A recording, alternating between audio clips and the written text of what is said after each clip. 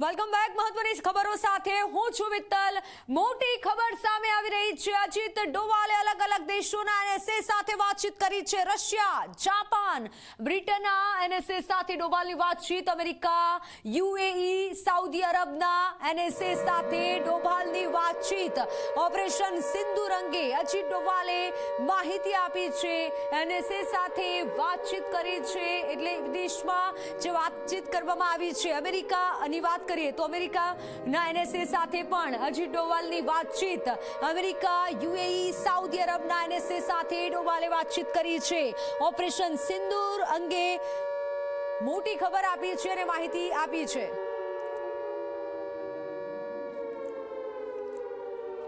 તો અજીત ડોવાલે અલગ અલગ દેશોના એનએસએ સાથે વાતચીત કરી છે। રશિયા, જાપાન, બ્રિટનના એનએસએ સાથે ડોવાલની વાતચીત।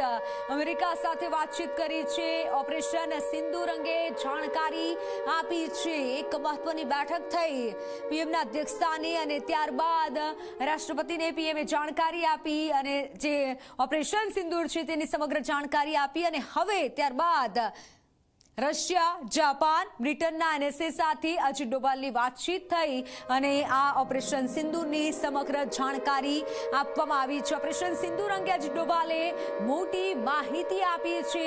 કઈ રીતે આ ઓપરેશન સફળતાપૂર્વક કરવામાં આવ્યું અને જે આતંકીઓ છે તેના ઠેકાણા નષ્ટ કરવામાં આવ્યા તે તમામ જાણકારીથી તમામ વિગતો આપવામાં આવી છે।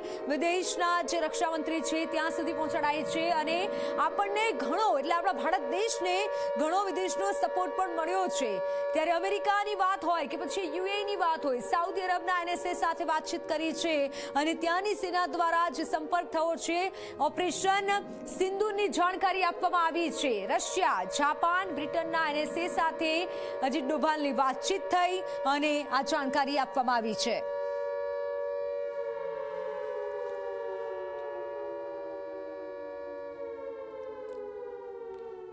તો પહલગામ હુમલાના પીડિતોને આજે જે ન્યાય મળ્યો છે, હુમલાનો બદલો લેવામાં આવ્યો ઓપરેશન સિંદૂરથી। ઓપરેશન સિંદૂર સફળતાપૂર્વક આપણા સૈનિકોએ પાર કર્યું છે અને તેની માહિતી હવે રશિયા, જાપાન, બ્રિટનના એનએસએ સાથે અજીત ડોભાલે જે વાતચીત કરી અને માહિતી તેઓએ આપી છે તે પછી ઓપરેશન સિંદૂર અંગે અજીત ડોભાલે વાતચીત પણ કરી છે અને માહિતી આપી છે। કારણ કે આપણને જે વિદેશી જે સરકાર છે તેનો પણ સપોર્ટ મળવો ખૂબ જરૂરી છે અને સપોર્ટ મળી પણ રહ્યો છે।